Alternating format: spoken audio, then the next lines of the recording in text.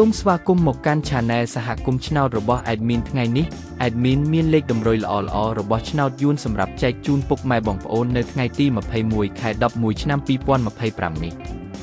ដូចនេះ Admin មិនចង់ឲ្យចំណាយពេលវេលារបស់ពុកម៉ែបងប្អូនយូរតោះយើងមកតាមដានលេខតម្រុយរបស់យើងទាំងអស់គ្នាសម្រាប់លេខតម្រុយ2លេខមាន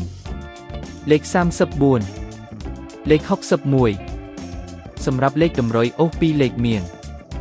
លេខតម្រុយទី1រអូស30និងលេខតម្រុយចុងក្រោយអូស60សម្រាប់លេខតម្រុយ3លេខមាន593គុណ